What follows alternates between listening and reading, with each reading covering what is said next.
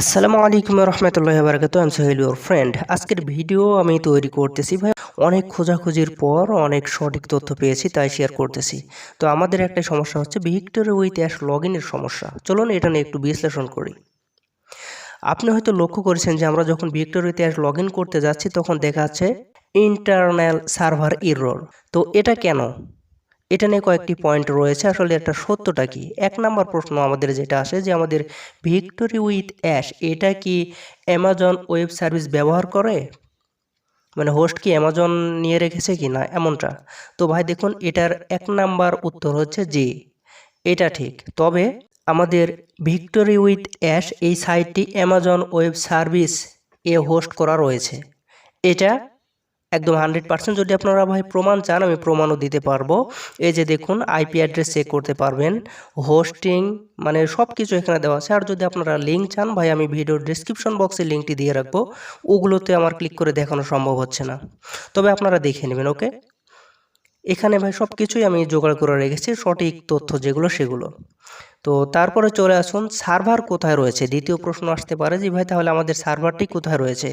এখানে অনেকেই বলতেছেন বা লেখালেখি করতেছেন যে মিডল ইস্ট রিজিয়ন, হ্যাঁ, সার্ভার এখানে রয়েছে। ভাই এটা একদম সম্পূর্ণ মিথ্যা কথা।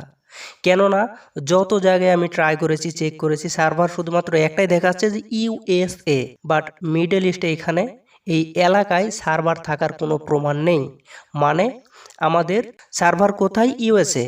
এখন ভাই প্রশ্ন আসতে পারে যে মিডল ইস্ট বলতে কি বোঝায় বা রিজিয়নটা কি, তাই না?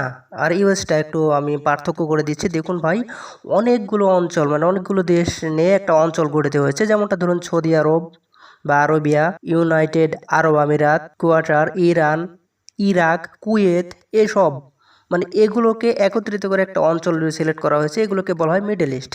এটা একক দেশ না, এটা অনেক দেশের একটি অঞ্চল। আশা করতেছি মিডল ইস্টে বুঝতে পেরেছেন। এবারে ইউএস, এটা ভাই একটা দেশ, এটা আলাদা একটি দেশ, যেটা ইউনাইটেড স্টেটাস, এটা আমরা সবাই বলি, অর্থাৎ উত্তর আমেরিকা অবস্থিত। উত্তর আমেরিকাকে বলা হয় ইউএসএ। এটা আশা করতেছি ভাই, এবং এই দুইটার মধ্যে আপনারা পার্থক্যটা বুঝতে পেরেছেন। আমরা সবাই জানি যে অ্যামাজন একটি দুর্ঘটনা ঘটেছে এই যুদ্ধের কারণে। এই দুর্ঘটনার কারণে হয়তোবা আমাদের এই লগ ইন সমস্যাটি হচ্ছে, সেটা সম্পূর্ণই ভুল ধারণা আমাদের। কেননা ওটার সাথে এটার কোনো সম্পর্কই নেই। আপনি এছাড়াও আরেকটি বিষয় চেক করতে পারবেন যে আপনি onpassive.com অথবা ভিক্টোরি উইথ অ্যাশ এখানে যাবেন, উপরে দেখবেন যে চোখের মতন দুইটা আইকন রয়েছে, ওখানে ক্লিক করবেন। আপাতত কোনটা ডাটা সেন্টার কি ব্যবহার করতেছে এটা সবাই চেক করতে পারে। আপনারা চেক করে দেখবেন অনপ্যাসিভেরও যে ডাটা সেন্টারটি ব্যবহার করা হচ্ছে, আমাদের ভিক্টোরি উইথ অ্যাশের ওই একই ডাটা সেন্টারটিই ব্যবহার করা হচ্ছে। তাহলে ভাই দেখুন, যদি ডাটা সার্ভারের সমস্যা হয় তাহলে কিন্তু শুধু একটা নয়, শুধু ওই ভিক্টোরি উইথ অ্যাশের নয়, অনপ্যাসিভটাও বন্ধ হয়ে যাওয়ার কথা। কিন্তু সেখানে হচ্ছে না, শুধু এটাতেই সমস্যা হচ্ছে। তার মানে কি, এটা কি আসলেই অ্যামাজনের দুর্ঘটনার কারণে হচ্ছে? না, এটা অ্যামাজনের দুর্ঘটনার সাথে কোনো সম্পর্ক নেই। কেননা এর সার্ভারটি রয়েছে ইউএসএ, মিডল ইস্টে নয়। একদম ক্লিয়ার কথা, মিডল ইস্টে এর কোনো সার্ভার নেই, এটা রয়েছে ইউএসএ। এটা আমি লিঙ্ক আপনারা পেয়ে যাবেন ভাই, ডিসক্রিপশন বক্সে লিঙ্ক পেয়ে যাবেন। কেউ বাজে মন্তব্য না করে আপনারা লিঙ্কটা দেখে নেবেন। তো এরপরে আসুন, তাহলে আমাদের ইন্টারনাল সার্ভার এরর মানেটা কি, এটা আসার কারণটা কি? এখন তো আমরা এটা মানে অনেকেই প্রশ্ন করতে পারে যে এটা আমাদের এখন জানা উচিত, তাই না?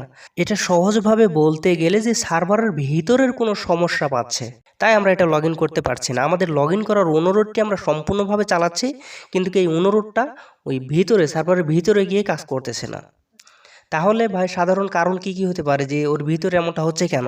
ভাই যেটা একদম কারেক্ট কথা আমি সেটা বলতেছি, নেগেটিভ বা পজিটিভ আমি এটা বুঝি না, আমি সত্যটা তুলে ধরার চেষ্টা করি। মানে এর সাধারণ কারণগুলোর মধ্যেই প্রথমটা হচ্ছে সার্ভার আপডেট হতে পারে, ডাটাবেস মেনটেন্স, কোড বা কনফিগারেশনের সমস্যা হতে পারে। যদি সার্ভার আপডেট হয় তাহলে আমরা হয়তো বা নতুন কোনো ড্যাশবোর্ড পেতে পারি।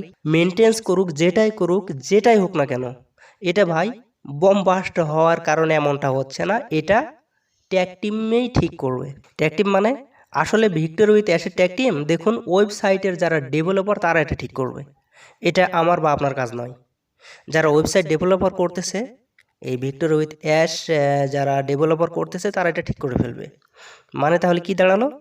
ট্যাগ টিম, অ্যাশের ট্যাগ টিম, যদি ট্যাগ টিম থাকে তাহলে তারা এটা ঠিক করার চেষ্টা করতেছে, আপডেট করার চেষ্টা করতেছে, মেনটেন্স করছে। তো যাই হোক ভাই, এই যে ইন্টারনাল সার্ভার ইরর এর মানেটা কি, এটা আশা করি সবাই বুঝতে পেরেছেন। যেহেতু এটা ওই অ্যামাজনের যে ক্ষতি হয়েছে ডাটা সেন্টারে তার সাথে এটার কোনো সম্পর্ক নেই আমাদের।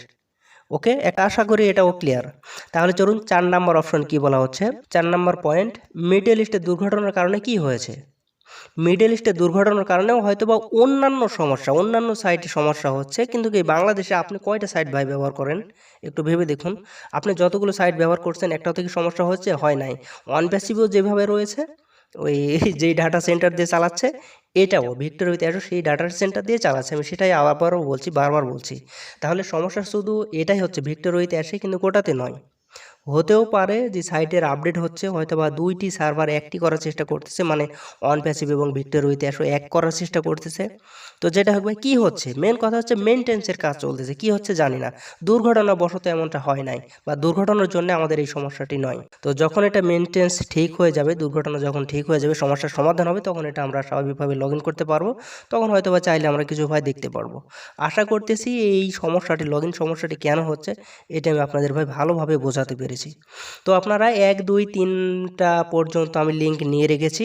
আপনারা এই 3টা লিঙ্ক প্রমাণ আপনারা নিজেরাই দেখে নেবেন, ডেসক্রিপশনে ভাই দেওয়া আছে। এই ভিডিওর ডেসক্রিপশন বক্সে, মানে ফেসবুকে পাবেন না, কিন্তু ইউটিউবে যদি আপনারা এই ভিডিওটি দেখে থাকেন তাহলে ইউটিউবের এই ভিডিওর ডেসক্রিপশন বক্সে দেখুন 3টা লিঙ্ক আমি দিয়ে রেখেছি। আপনারা ক্লিক করবেন এবং দেখে নেবেন প্রমাণগুলো। তো আজ এই পর্যন্তই, সবাই ভালো থাকবেন, সুস্থ থাকবেন, ধন্যবাদ সকলকে, আল্লাহ হাফেজ।